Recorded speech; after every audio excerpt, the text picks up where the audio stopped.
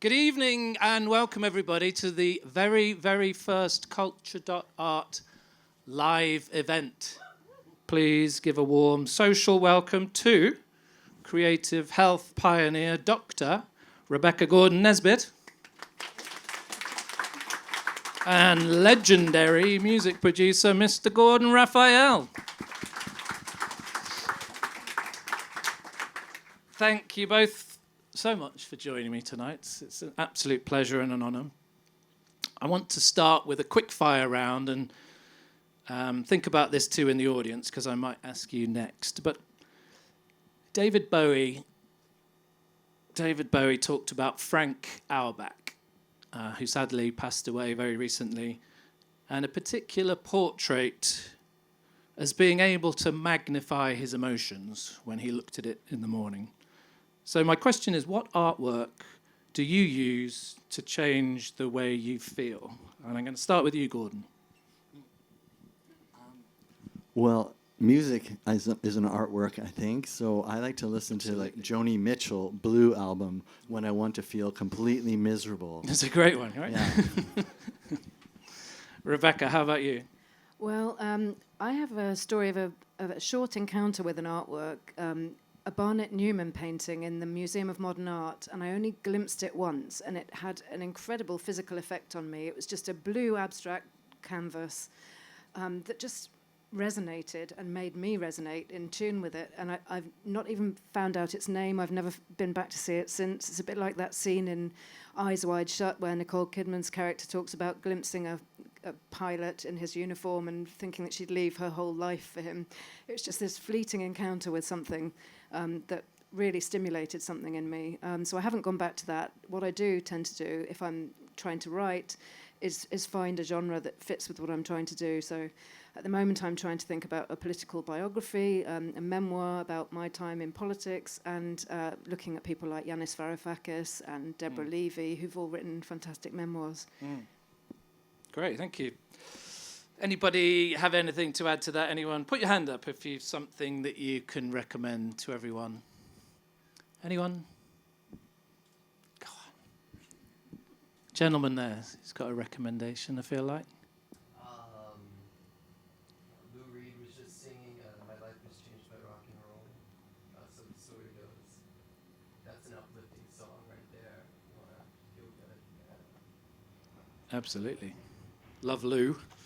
Okay, Rebecca, what is it about arts that evokes such intense emotions, and why is that good for us? Well, that's a complicated question that I think will unravel as the evening goes on. It's very subjective, different art affects different people. For me, it's about the absorption. So whether that's looking at something or listening to something or engaging yourself with something, which we'll come on to, it takes you away from your daily reality in the best instances and enables you to focus on something else and to think about other things and see the world in different ways. So that's the starting point of something that we'll get into in more depth. And Gordon, you're someone who creates. What do you get out of that emotionally, and what do you hope audiences take away? Well, I mean, I started creating when I was really young, doing drawings and stuff, and then later I found painters and looked in books and saw images, and it made me feel like, oh, I didn't realize humanity was capable of producing this. This is really something special, and it's all over the world, and it's all through our history. It made me have a more confidence and a greater respect for the capabilities of humanity, I would say, which is an uplifting feeling indeed. Rebecca, let's talk about this term creative health. What does it mean? How do we get the name? And what is the work that you do in that sphere? Well, the name comes from a parliamentary report that was published in 2017, which was a real compendium of all the evidence that was available at that time, showing how from birth to death we can engage in creativity, culture, heritage, and it can really improve our life and health and well-being. And this is a report that you Yes, I did, yeah. give you the credit. And so I didn't come up with the name. The name there was actually a competition hosted by one of the co-chairs of the All-Party Parliamentary Group on Arts, Health and Wellbeing, Lord Howarth.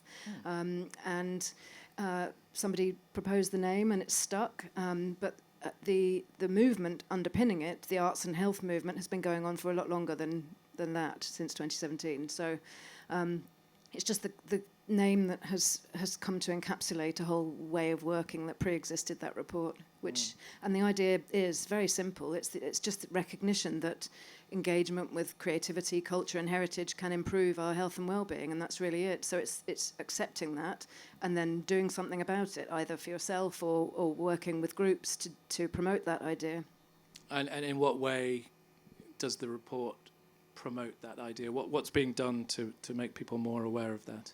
Well, the parliamentary group was trying to influence policy at a national level. That's been a bit tricky, let's say, in the last few years. But there have been many things that have come out of it. So we made 10 recommendations. There's now a National Centre for Creative Health, which tries to work with the policy angle and with practice and research. There's a huge amount of research going on behind the scenes to actually, provide the evidence of what we're talking about. There's all sorts of things happen. You can go and study creative health now at University College London. You can do a master's in creative health. You can get involved in a number. There's so many community groups and cultural organisations are starting to recognise it. The Arts Council has now adapted its policy to acknowledge the health and well-being benefits of the arts. So it's really sort of spilling out into wider society. It's not a new idea, is it? Another report you put out for the London Mayor's Office cites examples in London way before 2017, right? Yeah, so the earliest example we could find in London was some murals that Hogarth did on the walls of St Bartholomew's Hospital in 1736. So it's definitely not a new idea. And then in the 1800s, Florence Nightingale was very aware of the benefits to physical health of things like colour, form, light, brilliance. She spoke about it very openly, that these things actually had an impact on your health. So it's definitely not a new idea, but it's an idea that goes in waves, and it's really been taken up quite actively since the 1960s and 70s. So on the back of the kind of community arts movement that was more socially engaged than sort of art for art's sake, you find that in the 70s various initiatives were set up, and it's kind of spiraled from there. So if we've known about this for hundreds of years, arguably thousands, people have understood that culture is good for them, I guess, why the urgency to do more about it right now? Well, if we can get a little bit political, I feel like a lot of avenues for political change have closed down in recent years, and that's putting it mildly. We've elected people here and across the Atlantic, apologies, Gordon, who haven't necessarily had the well-being of their citizens at their hearts, or at least not in the policies that they've been pursuing. So I think people who have a social conscience, who are generally working in, I don't mean that people with social conscience work in the arts and culture, but I would say that people that work in the arts and culture generally have a social conscience. Then collectively, that is our way of being political with a small p, and people have come together to foment this movement and to try and effect change on a smaller level. We spoke about Parliament and the fact that government isn't particularly listening to this idea, but you'll find that local governments around the country are starting to, and they're really getting their act together. So London is on the brink of declaring itself a Creative Health City. Greater Manchester has already declared itself a Creative Health City region, and other parts of the country are doing similar things, and the London boroughs are all quite active as well, not all of them, but quite a handful of them. Great. I want to come on to Manchester shortly, but anybody here like the Strokes? Yeah, we're gonna get to that in a bit as well. But anybody like grunge? There we go. Gordon, you grew up in Seattle. True. Early on in your career, you worked with many bands, including one called Green River, which people may be familiar. A young Mark Arm, later of Mudhoney, Mr. Jeff Ament, Stone Gossard, who went on to form Mother Love Bone, and then Pearl Jam, of course. Well done. You remember it? I remember it very well. I'm impressed you know it. What was it like? Tell us what it was like being there at that time. Well, generally speaking, it wasn't a super cultural city.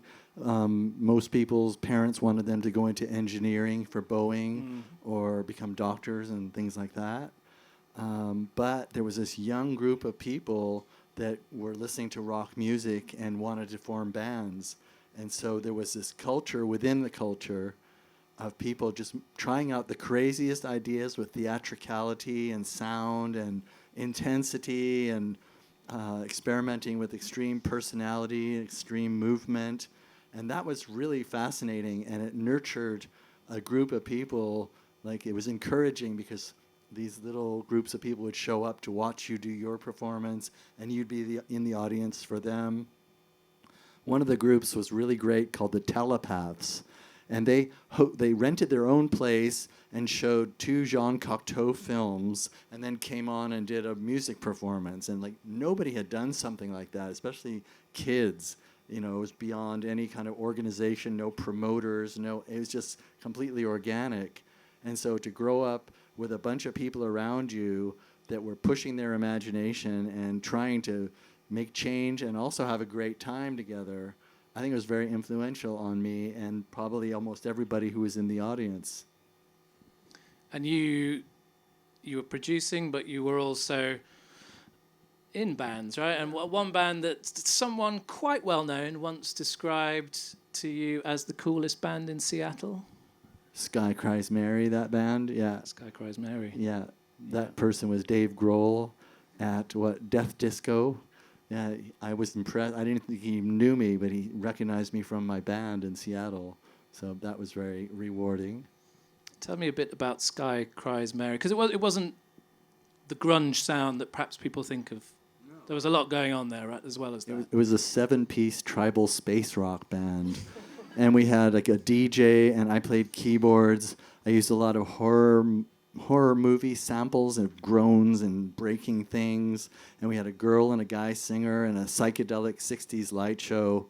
And it was not at grunge at all, but we got swept up in the wave. And we got record deals and publishing deals and went touring and played on nighttime TV shows. So it was splendid, absolutely.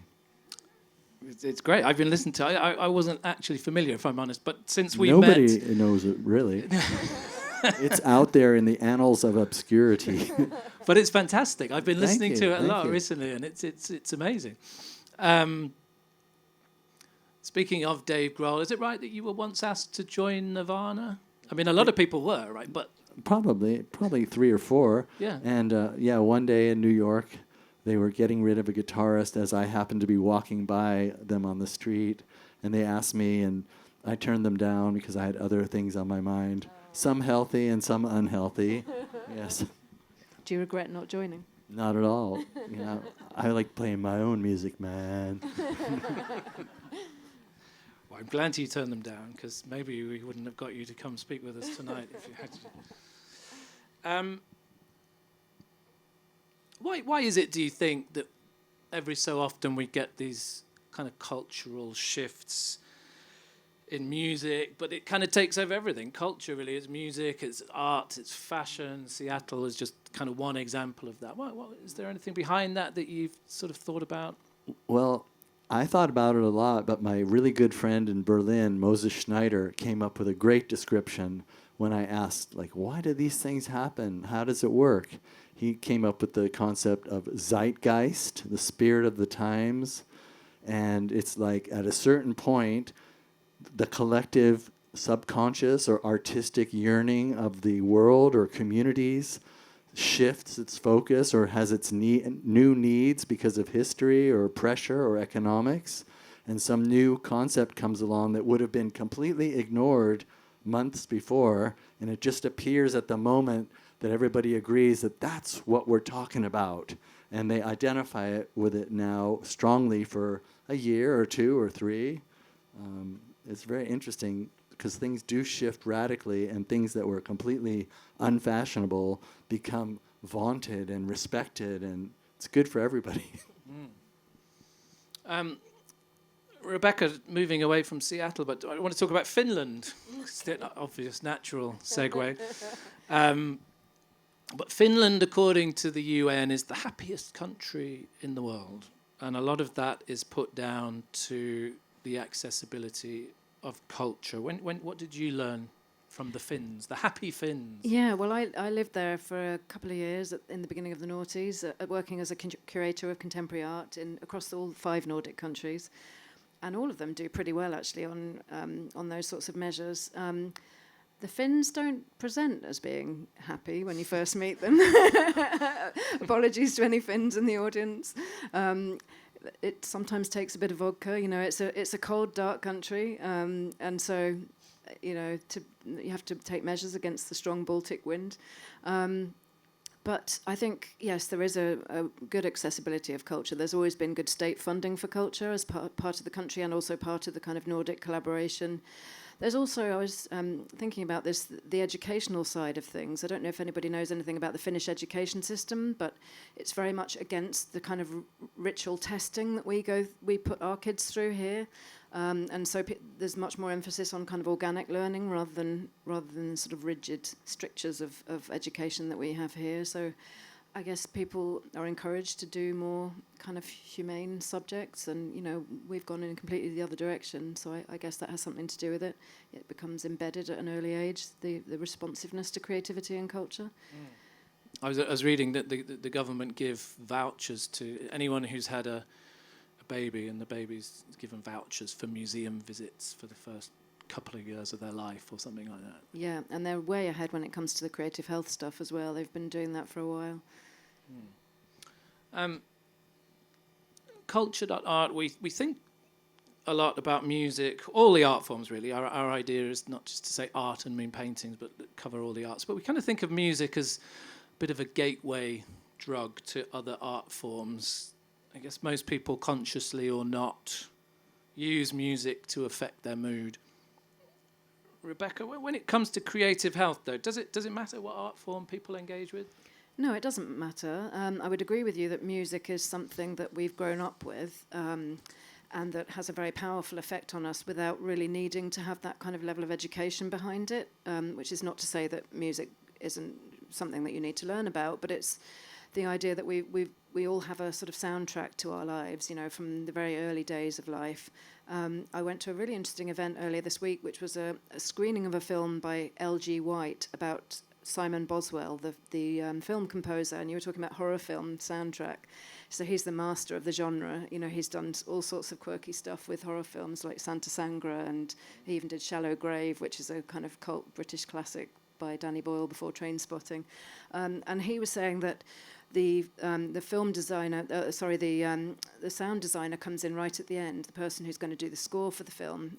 So the film has already been made, and they come in, and there's a certain reverence for the person who's putting the music over the film, because they know they can make or break it, essentially, and that's what conveys all the emotion in the film. So you're absolutely right that music kind of trumps everything in a sense, because he's got film directors, or L.G. White has film directors talking on camera saying that, you know, without them, there wouldn't be the sort of emotional tension that you have in film when the music goes on. So yeah, I'd absolutely agree with that. And it's a very multifaceted answer to your question, because in some cases, there's been research done on, for example, we talk about the strokes. If someone has a stroke or a brain injury, and you listen to music, the neurons in your brain knit together quicker if you listen to music. If you're struggling to breathe through a lung condition or long COVID that affects breathing, singing helps. If you have Parkinson's, dancing can help. You know, so in some cases it's very prescriptive, but in other cases, you know, just any kind of engagement is good for you. It's good for your mental health and well-being every day. It's interesting you mentioned films. Have you ever done any film score work, Gordon? There's a few musicians who have, right? Johnny Greenwood's. No, I haven't really, but I've certainly seen lots of films where the music is just incredibly urgent to the whole experience of the movie. Is that something that I just recall being at your place and you had these incredible videos that you've shot over the course of your life, and I can imagine you being very good at scoring I've a film. made a lot of my own films, yes, definitely, but usually the score is whatever is going on in the background at the time, which is usually people playing records or talking about music. A lot of people, as they get older, take comfort in the familiar, and that's great, listening to music, any art forms that you're familiar with. But there is research that shows actually new music is slightly better for improving cognitive health. Gordon, you're a big advocate of new music, Yes. a proponent of new music. What's the appeal for you of finding the new? Well, I have always had, ever since I was a kid, like certain criterion about why I like something. And it's not necessarily conscious, it's just a feeling of a super excitement and interest and enthusiasm that I get inside of me physically or mentally when I hear something that I register as very good or important or awesome. And so as a producer, I'm like all over the place recording young bands with brand new music I've never heard before. It's kind of like my daily job. And the fact that I can hear so much good stuff that passes that criterion, like, wow, they're really doing fantastic lyrics and it's super original. It's not like copycat. I haven't heard this a million times. It's expressive, it's brand new, and it definitely keeps me very vibrant on my job. And it inspires me to do a great job because I need to make sure that my work can complement what they are doing to the I owe it to them. If they're going to be this creative and come up with these great new ideas, I want to make sure that when they leave my studio that they're as happy as they can be, that I really captured what they were trying to put across. So I think it's really true that it's very reassuring to know that creativity on that scale is continuing every single day around the world, you know, to this moment, in spite of everything else that you hear and you know about the world. It's also very good for your brain health, learning new things. Yeah, absolutely. Who's exciting you right now? Well, I just got back from New York about 3 weeks ago, and I recorded 23 bands over a 27-day period. Okay, and I swear, I generated about 100 new songs, and I'm working with those songs right now to mix them and give them to everybody to put up on the streaming services right now.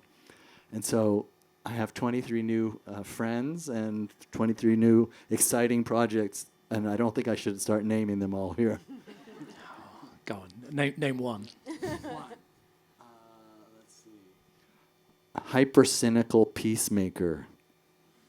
These are all people that are like about between 18 and 24 years old that decided during the pandemic that they don't ever want to stay home again. And the best way to avoid that is by forming bands and getting out and playing for each other. Is kind of a direct result of a reaction against staying home. And it's in New York is just crawling with new bands, and which is my flavor. That keeps me busy. Well, I guess that comes back to what you just said about zeitgeist, right? That, you know, maybe that is the catalyst for the next wave of new stuff. Speaking of new music, but going back a bit, you were at the vanguard once again in the early 2000s, also in New York. Anybody like the Strokes? I think we established there's a few, right? This is the Strokes. There's at least two This out is there. the Strokes Remember, they bit. raised their hands. They do. Okay. They're at the back. How did you become the Strokes producer?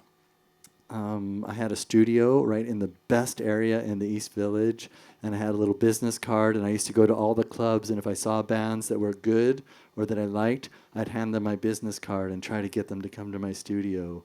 And one night on a routine visit around Ludlow Street, I saw the Strokes play and one other band. I actually liked the other band more, but they didn't come, unfortunately, and the Strokes did, fortunately.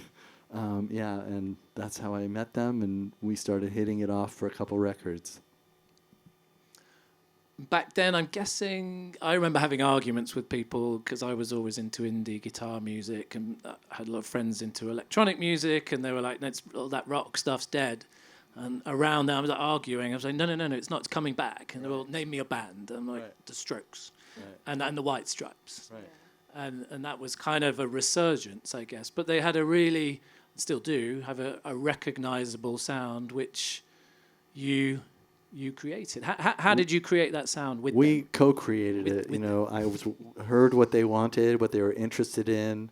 they were saying things like, whatever's going on now, that's what we don't want. And that gave me a lot of ideas, actually, because what was going on was that Pro Tools and computers were brand new hot topic around the year 2000. Every studio was doing it, which meant you can make bigger and bigger and bigger productions, and everyone was racing to build gigantic productions. So I said, if you want to do what nobody's doing, I have like 8 microphones, just play your song and I'll record it, and that could be our thing. And they heard that and they said, yeah, that's exactly right. We mentioned Manchester before, and another place, of course, that's had massively influential periods of creativity over the years. In fact, Gordon, you saying that it was a big influence on Seattle. Absolutely. When Factory Records came out and Joy Division, Durruti Column, Certain Ratio, all that came out, everybody in Seattle, miles away, surrounded by mountain ranges, we found those records at our import shop, and everybody was listening to it and everybody was talking about it. And at that time, all the bands started changing their sound to sound like Joy Division. So it was very influential, even though you wouldn't know it if you hadn't have been there. Which is pretty amazing, because nowadays, obviously, you can hear anything that's ever been made immediately. Right. But the fact that in Seattle you were getting, it seems crazy to say, but the fact that you were getting music of that type in Seattle at that point is kind of interesting, I think.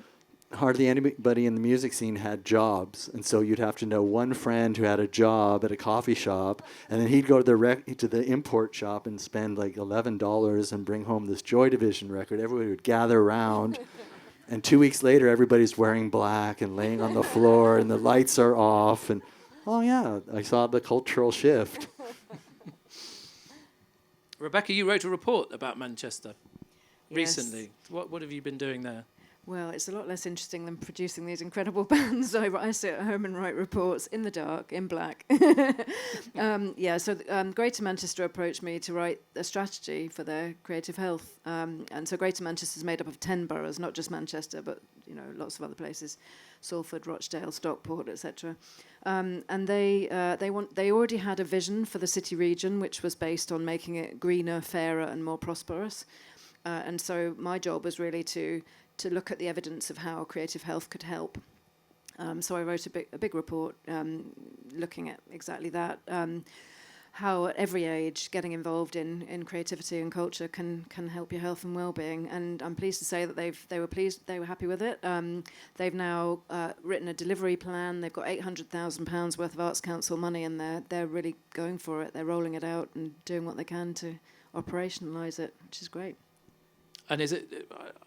I think I read it was the first creative health city in the world. Is that right? Yeah, city region. Yeah. City region. Yeah. So we know that engaging with art is good.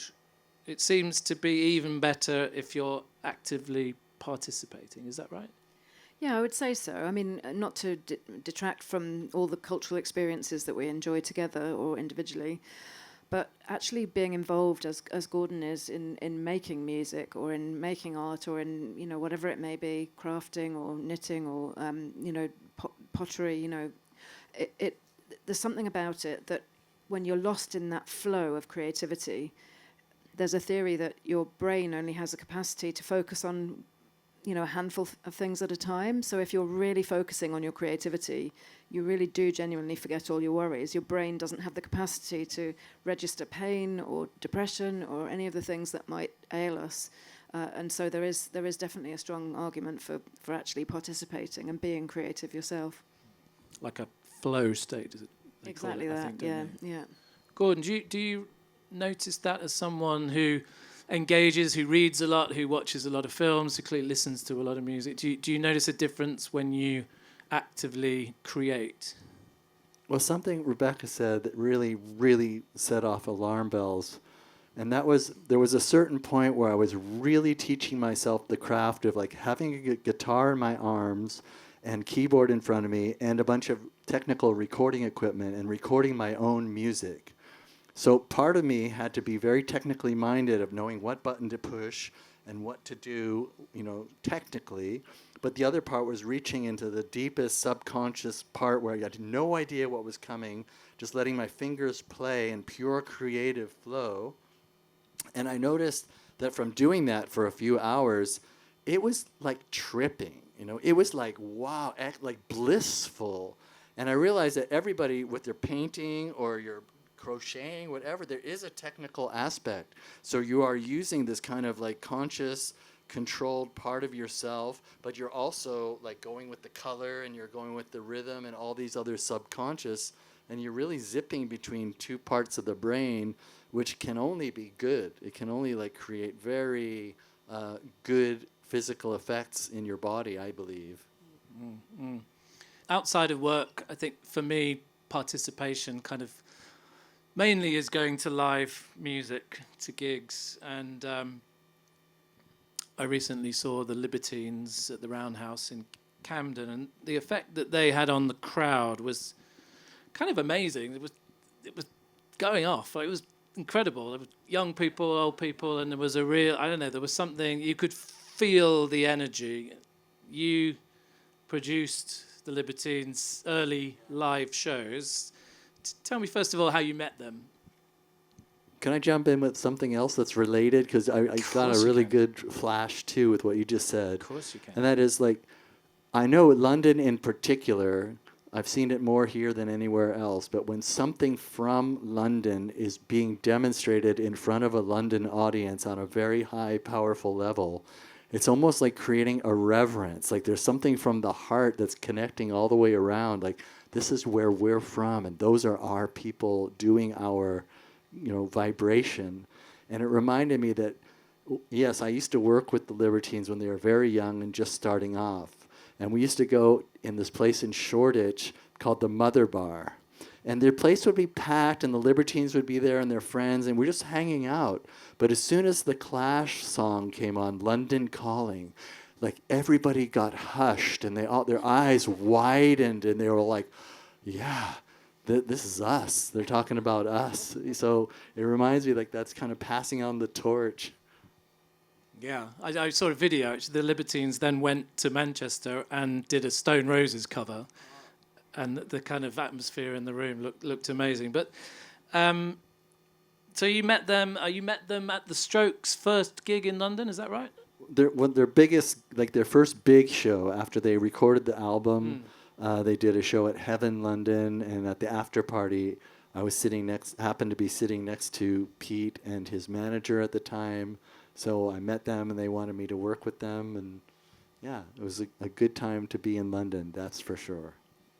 Because those shows, the Roundhouse show was amazing, but, there's a degree of separation. But those early shows, kind of like this, right? Imagine if all of these people now came and jumped on the stage and started pushing us around. Well, the first time I saw them, I think it was a place called Cherry Jam, and it couldn't have been maybe double this size. And everybody there was, like, seeing this group for the very first time. In fact, it was the very first time they all played as the people they are now. Mm-hmm. And everybody in that room will never forget where they were the night that show happened, that's for sure. Was anybody hit there? It was insane. Well, how do you explain that? 'Cause there's something that takes over everybody, right? With a certain band. Not all bands get that. They're all it wasn't just music industry types. There were lots of very big people and music stars from London at that show because everybody knew, hey, we just heard there's about to be this thing taking off from Rough Trade.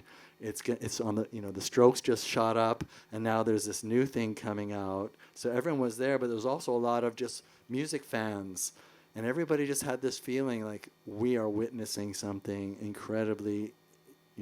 We're at the right point at the right time. Rebecca, I'm kind of interested in how far this idea of the arts being good for you goes. You wrote a report. Lots of reports. You do a lot of writing reports. God, I'm so bored. You wrote another report. It's great because they're all fascinating. You wrote a report on creative aging, and that talks about creativity helping us to live longer, which, I don't know, that sounds pretty exciting, I think. How does that work? Yeah, well, that relates back to something I wrote before, actually, another report. I need to get out more. Can you tell me where the good bands are?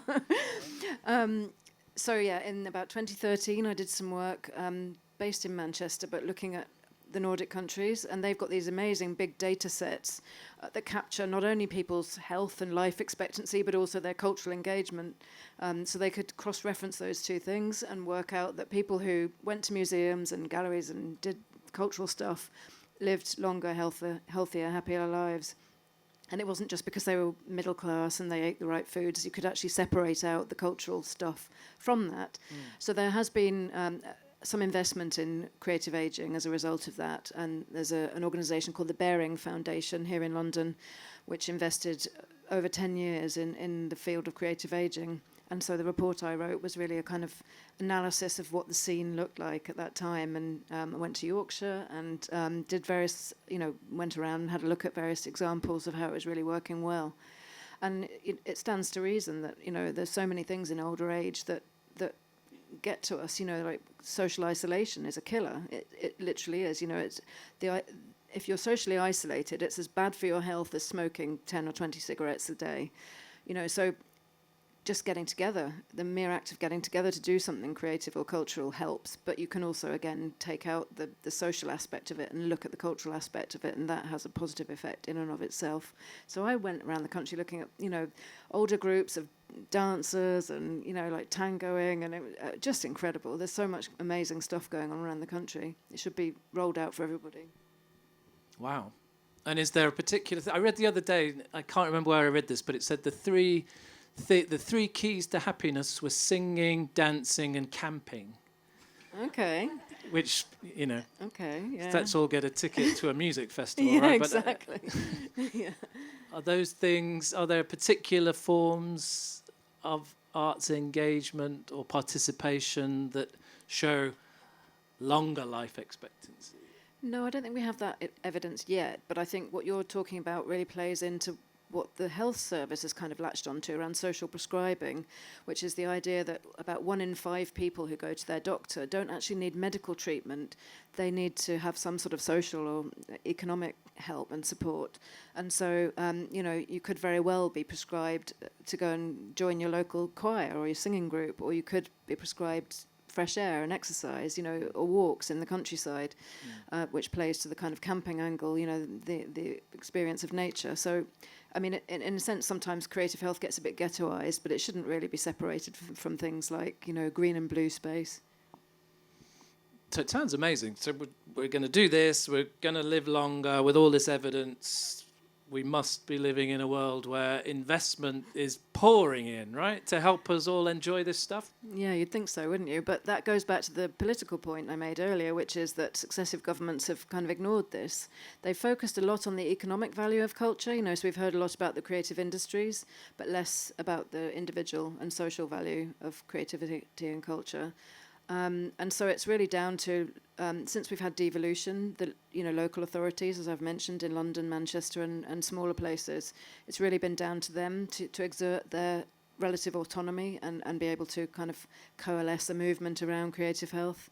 And hopefully investment will follow, because there's no statutory support at the moment. So when I mentioned that the NHS is prescribing out into the community, money doesn't even follow that, even though it's shortening their waiting lists and taking care of 1/5 of their patients. So we really need to do something about that, whether that's at a national level or a local level. We'll have to see. Gordon, you travel a lot as you're producing new bands. You've just been to New York, you said. And you've lived in a lot of places, LA, Seattle, New York, Berlin, London, Hebden Bridge. That was why there was a reference to Yorkshire a second. That's where Gordon lives now. Are there parts of the world that just seem to get all this what we're talking about now? Or are you having to constantly bang the drum about creativity being good for you? As far as I can tell, everywhere I've been, South Africa, Brazil, Finland, everywhere I go, especially with music, everybody is excited about similar things and working hard individually and with their friends as groups and writing songs and showing a great deal of self-motivation and creativity. So I would say that every place I've been has their own flavor from their cultural influences and their neighborhoods and their families and their customs and their food and everything else, architecture. But the general gist is a lot of energy, a lot of imagination, and working on abilities to channel that through music. Have you ever been to Cuba? I've never been to Cuba. One of my friends has made an underground hip-hop film in Cuba, but I've never been there. It's Rebecca, quite you've been hard. to Cuba. You've written a report on Cuba. No, I wrote a book on Cuba. That's different. book. Yeah. But the reason I ask, sorry, is that although very different politically, I think there's some interesting things we can learn about how they prioritize culture and creativity. Yeah, so after the 1959 revolution, the two things you'll have heard most about are education and health. So they took the model of the National Health Service and ran with it, and in fact their health service is second to none today. They continue to invest in it, despite the strictures that they face, the blockade that the US, Gordon, the US imposes. I'm not pleased about what the US does. Good. I live here in the UK. Yeah, for a reason. That's, similar, but not as bad, yeah. Not as idiotic. Yeah. And so there was a big literacy program straight away. Che Guevara was very keen that the population should improve its literacy rates, which were very confined to an elite majority, or minority rather, that ran the island. What people have heard less about is the real cultural revolution. And so immediately the revolutionary government made the artworks the possessions of the people, essentially. You know, they took everything out of storage and made it everybody's belongings, toured it around the island. There was a population of about 6 or 7 million people. They reopened all the cinemas and they created new ones, and even took a mobile cinema around the country to the really inaccessible places. They ran a program. I mentioned there was about 6 or 7 million people. About 1 million people in its heyday were learning art, visual art, going to life drawing classes, from learning from young teachers who had themselves been taught to teach art. And even now, to this day, you'll find that in every small town in Cuba, there's a house of culture that exists where people can go after work, after school, pick up a musical instrument, learn how to play it, do a bit of life drawing. So it's incredible, the kind of the sort of cultural egalitarianism that there is. I mean, we hear about countries like Italy where opera is part of the national culture, where it's seen as quite forbidding here. You know, so it's that level of cultural literacy that stems through the population now, which is pretty impressive. And the focus has always been on the individual and social value of culture rather than the economic. That's interesting. So I was at the government art collection the other day, and Lisa Nandy spoke and talked about taking the government art collection around the country and not just having it in ambassadors' residences and what have you, but showing the people this thing that belongs to them. Yeah. Gordon, we've just mentioned Hebden Bridge, which is lovely. You're right next to nature. You came up and visited me there. I did, and thank you for receiving us so warmly. I like the film that you made, by the way. Thank you. Especially the going out in the woods part. That was very brave of you guys. Well, that's what I was going to say. You live next to nature. You live in this place which kind of has a reputation, famously, as a creative enclave, if that's the right word. What do you wish that you could do to spread that to other places? So Hebden Bridge wasn't kind of an exception as a creative town. That's a very good question. I don't know if I have a good answer for it. Hebden Bridge, there's a lot of people who are there that are very creative. It has a lot of socialism, like the Trades Club, the venue is like run as a socialist collective. It's generally kind of remote from the rest of, it's cut off by the Pennine Mountains, kind of like the way Seattle was surrounded by mountains. But I have a feeling that most of the people there came from other places after they achieved some kind of success. It's not like, I don't see it as young people coming up and having great opportunities or more opportunities than other places to succeed or be channeled for their creative energies. On the other hand, I was at this thing at the Trades Club about 2 weeks ago where a group of, they called it like the West Yorkshire Music Society or something, a brand new thing.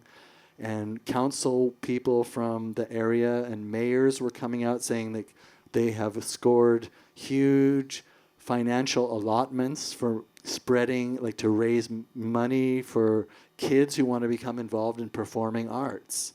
And especially in disadvantaged areas, maybe like Bradford, or where lower income, lower opportunities, saying something like over 50% of all the households in West Yorkshire fall below the poverty level. Like there's a huge, oppression or underprivileged areas around that. And the fact that these council people were speaking out saying we've got government money to encourage people like with performance and music and instruments and learning, and I thought that was a very good step in the right direction. Yeah, it's a real creative health hotspot. West Yorkshire, the NHS there as well, is really proactive in that area. That's great. Yeah. I know you're talking about Manchester, and it reminded me that I was at that Hebden Bridge meeting, and so it seems to be there too now. Yeah, I think it's a sort of zeitgeisty place, Hebden Bridge. It was something that from the 80s onwards that you used to hear about. Wasn't there a clog factory in Hebden Bridge? There might have been. Yeah. I didn't hear about that. And all the New Model Army fans, if anyone remembers any of that kind of movement, used to wear clogs, and there was a very strong connection with Hebden Bridge. Oh. So it's one of those places that was just in your popular consciousness, a bit like Brighton. A lot of people moved to Brighton for a time. Yeah, so, and now people are moving to Margate. These places become a bit fashionable. Yeah, again, similar to what we talked about, the pandemic affecting music in New York.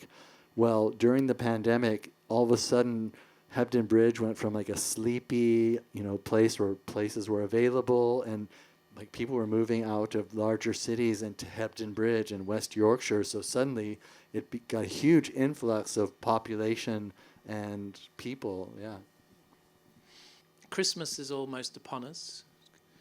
Gordon, I think, was it Christmas a few years ago? You were on holiday and you resolutely said, I'm not working this holiday. And that then that was a while back, yes. I remember that holiday. But whilst insisting that you were not going to work for your Christmas holidays, you ended up working. Why was that? It was when I first moved to London. As soon as I came here, everybody wanted to work, and I was working and recording and recording and recording. So I planned a Christmas holiday to go to New York just for partying. Like, I'm going to go there for 2 weeks, get myself a hotel, and just go to parties and have the best time ever.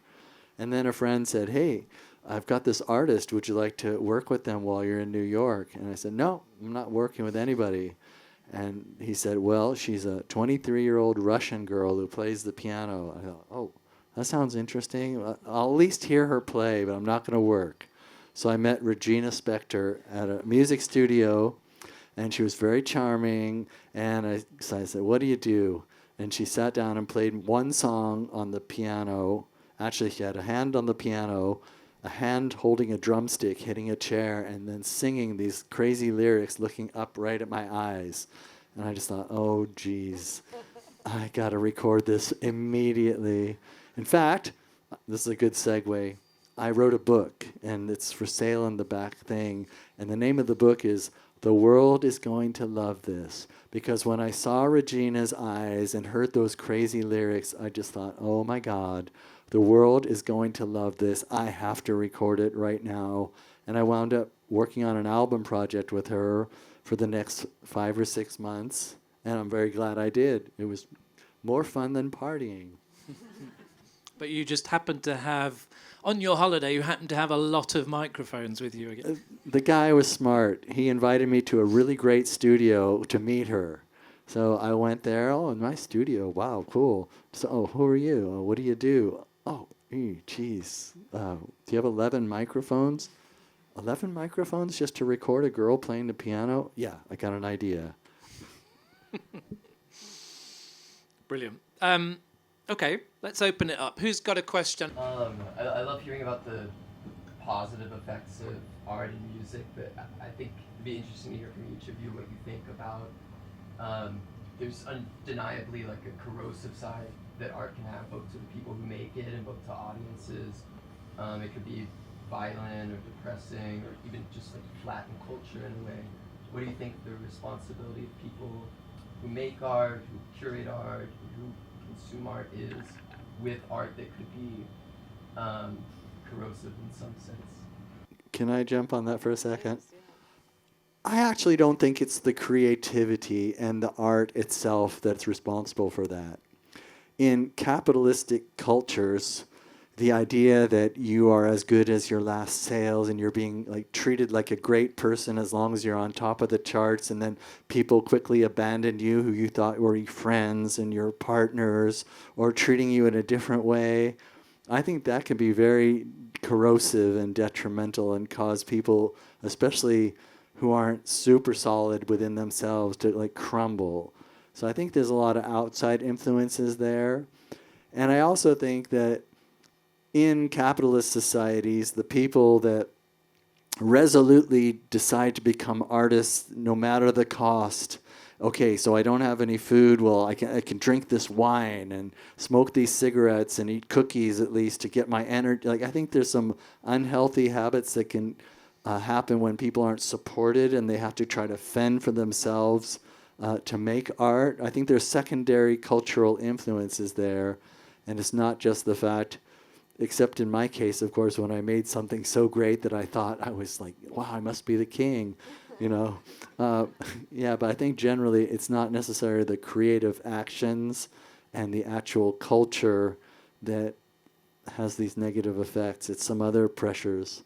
What do you think? Yeah, I would absolutely agree with that. And it kind of plays into an ongoing debate about whether art is a mirror or a hammer. So does it reflect society, or is it seeking to smash things up and build something new? And that tension is often found in some of the kind of work that you're talking about. And I think it's the responsibility of the artist not to shy away from the difficult subjects. It might create discomfort in the audience, but that's a kind of necessary evil. And I also think there's such a degree of precarity to being an artist as well. So whether it's in the kind of industry that you work in, Gordon, or whether it's like classical musicians or struggling artists, you know, it's really hard to set yourself up to live that life.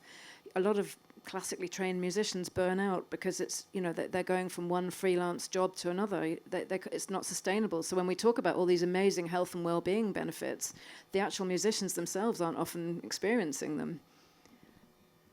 Reminds me of two other things. One is like, there's a keyboardist from progressive rock, a British one, and he was known to be the strongest, fastest, most amazing piano player, and he did that by practicing like 10 hours a day, you know, and he got all this attention from it, and he worked so hard that he basically like paralyzed his muscles and got early degenerative things in his joints, and then he like really topped himself because he couldn't play as fast as he used to. Or imagine like G.G. Allin.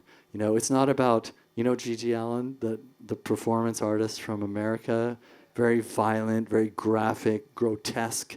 You know, he wasn't thinking about like, well, I can't really get that much attention from my melodies and my harmonies and my lyrics, so I might as well, you know, do all these incredibly explicit and horrific things on stage to try to spread my brand around. You know, those are two examples, I think, where people got carried away. Anybody else? Gentleman there in the white, where it looks what? Sure. How does the business of creativity like improve or stifle it over time? And then my second one is, how much influence did you have on Julian Casablanca's like signature sound? You want to do the first one? So the first one was, can you repeat it, sorry? The business of creativity. So get going, you need government support, right, usually, or you need friends and family. But once you start going down that road, maybe you get popular. But does that stifle your creativity, or do you think that's better in general? Well, that's a tricky one. Yeah, I mean, it's a very finite number of people who actually achieve commercial success. So to some extent, people have to be motivated by other things, but then you get into this trap of doing it for free. And so the business of creativity suggests a very particular kind of economic way of running your career. I've seen examples where you mentioned actually in Manchester, the Manchester scene shaping the Seattle scene to some extent, but with good effect. In London in the 1990s, there was a particular movement, the Young British Artists, some of you may be familiar with it, and it was very much driven by collectors, one collector in particular who will remain nameless, who went around all the degree shows and was looking for something very specific, and artists started to make work then to satisfy this particular collector. So it was very kind of Renaissance, Medici-esque, that you were making work to suit the taste of one person. So it can have a really detrimental effect if you are just thinking about the business of creativity. Yeah, and I know that, for example, in my industry, in music and certainly the film industry and even like dance industry, it's just like there are gatekeepers and they have their own motivation, like especially highly capitalistic, highly profit oriented, and they can become incredibly controlling, and it's very easy for corruption and I think it's just a horrible business generally. It's completely been out of control, and it's been that way since like the 50s or the 40s. Certainly in the 60s, 70s, and 80s and 90s, it was all these very corrupt gatekeepers. And it's a miracle that any great music at all got to our ears. There must have been some good people within the structure, but the horror stories of the business side are worth looking into for pure entertainment and shock value for sure. Yeah, revulsion. What about the democratization of music now through all the streaming, well, not the streaming platforms, because they're obviously tightly controlled, but the fact that anybody can put something online within a day? Yeah. I mean, I think it's a double-edged sword. It's absolutely beautiful thing that not only can you make something at home, and millions of people are doing it, and you can upload it and get reactions from songs right away without anyone telling you not to put those lyrics in and make it more commercial, and we don't hear a hit, go back to the drawing, all these things that were plaguing the music industry. But the other side of that is you don't have somebody investing to say, okay, you're just starting out, let's put you on a tour, let's help you make some really great videos and distribute them properly, and if you don't make it the first time, I believe in you so much that let's give you another chance. And some of our greatest historical musicians in the whole world, in the history of music, they took some time and they needed some development, and they failed several times on the way up. And then at a certain point, they gain momentum, okay? And I'll answer your second question, how influential was I on the sound of Julian Casablancas' vocal? Well, all the time in the 90s when everyone was listening to grunge music, I was listening to industrial music. That was what I was into because I'm a synthesizer player and I like electronic instruments. And there was this one band in Canada called Skinny Puppy, and they distorted the shit out of every vocal they made, like really distorted, like nuclear devastation. And so when the Strokes were telling me they wanted something unusual and different, I thought, this would be great. What if you took this rock band and you made this incredibly devastated vocal sound in the middle of that? And so I showed him my first idea, which was destruction, absolute sonic destruction on his vocal. And he came back and he heard that and he said, I actually hate that. That is ugly. But what if you kind of relaxed it a bit? You know how your favorite jeans, like they don't have holes in them, but they're not brand new? That was his philosophy towards it. And I was like, yeah, right, blue jean vocal sound, what? And I kind of got, instead of like 10 distortion, maybe 4.5. And then second time when he heard that, it was like, yep. And we kind of stuck with that for 2.5 albums of that sound. It worked real well. And it was just a microphone and a preamp. There was nothing digital, and there was no reverb, no echo, no doubles, no auto-tune, just a singer, a microphone, and a preamp. So that I'm pretty proud of that. Anyone else? Lady here. Creative burnout is something I think every creative is going to experience at some point. Do either of you have any tips on how to engage with your creativity and foster your creative health, even when you feel very at odds with your own creativity and your creative output? So you're saying that you're making creativity as a cultural producer, and you also want to use creativity as to foster your own health and well-being.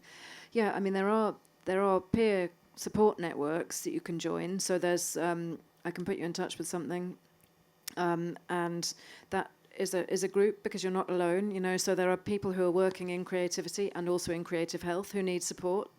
Not least because if you're helping others, there's often sort of secondary trauma, you know, so you're going through your own creative struggles and helping others who have their own. So, that I think peer support is a really positive way to go. Sometimes you can't deal with these things on your own. You need other people around you. Never feel alone. There's always people going through the same thing. And it's really hard to put one thing aside and focus on your self-care, but you really do need to take the time to do that if you're going to be productive in the other part of your life. Yeah, I think it's really, really important as a creative person, because I know when I was younger, just being involved in a creative project, like my mind would just be so focused and so excited about what was going on that I would forget to do things like eat or, you know, sleep properly. I'd be thinking about it. And I don't know, I think everybody has to learn how to balance like their creativity or just whatever it is they're interested in. And self-care is something that, you know, I don't think we're taught that very much, especially emotional self-care. So I think that it's very important for everybody. Like, I guess I got to the point where it's like I can feel this terrible effect of like not taking care of myself. I better just chill out. If I want to keep going and being creative for a long period of time, I also have to learn how to rest, eat healthy, exercise, take breaks, all these things that didn't come natural at first.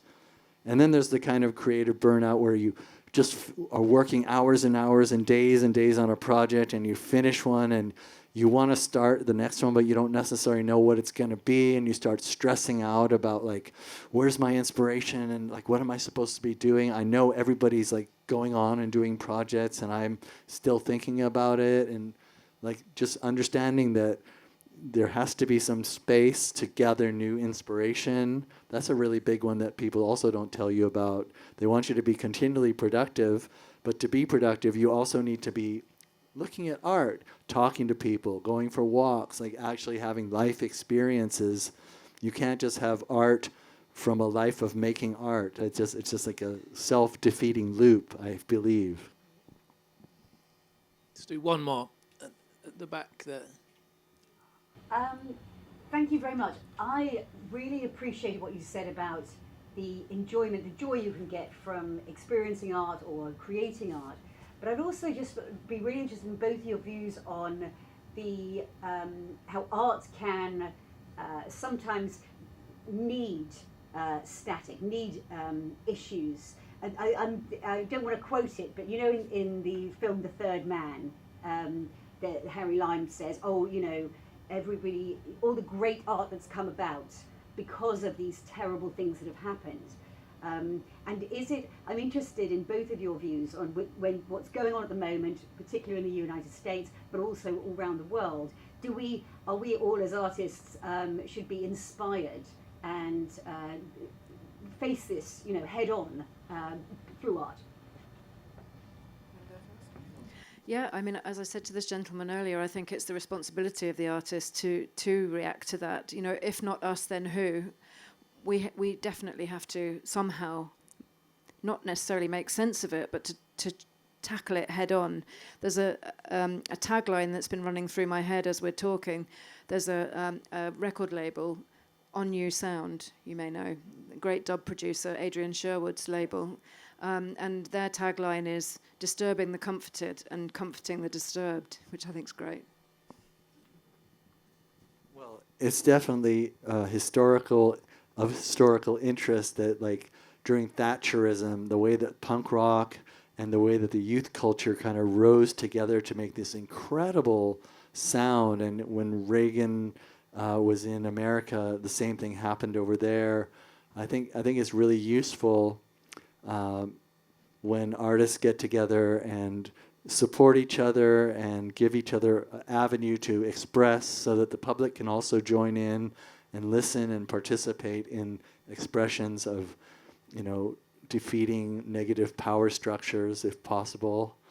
Also, I work a lot in Argentina, and one of the reasons I have been able to work there so much is because they had a horrible dictator. They had their own dictator in the 80s, and all the families that survived that know that rock music, especially guitar-driven music, helped spread messages of cultural information and comforts to the families, and they never forgot that. And so even when Europe and England and US kind of moved on for a while in the 2000s away from guitar music, Argentina was still like, this is our family, this is like part of our culture. So it's all over. Wonderful. I think we are going to have to wrap it up because Let's unfortunately there is another event after us. But before we go, one final thought from both of you. I don't think there's anyone like this in this room, or they probably wouldn't be here. But if you met someone and they said to you, arts and culture, that's not for me, what would you say to them? There's always video games. With arguably... That's full of art and culture, probably. There you go, yeah. Yeah, I would say that ignore your school art teacher who told you were bad at it, because that's where a lot of that comes from. I failed my O-level art, as the exams used to be called back in my day. They're called GCSEs now. But I failed my art exam. Proudly, I continue to work in the arts. There's arts, culture, creativity to be found all over the place. Like you say, video games, there's read a book, go to the cinema. TV is in a golden age at the moment. You know, it could be that you enjoy watching Netflix. All of it's fine. You know, do whatever you enjoy, and that will be good for you. Wonderful, thank you. If anyone does want to make a night of it, up next there's reggae music featuring an all-star lineup of DJs, including Mr. Jerry Dammers of The Specials, which is pretty exciting, but you'll have to go back out and come in again for that. Let's hear it for my guests, Dr. Rebecca Gordon-Nesbitt and Gordon Raphael.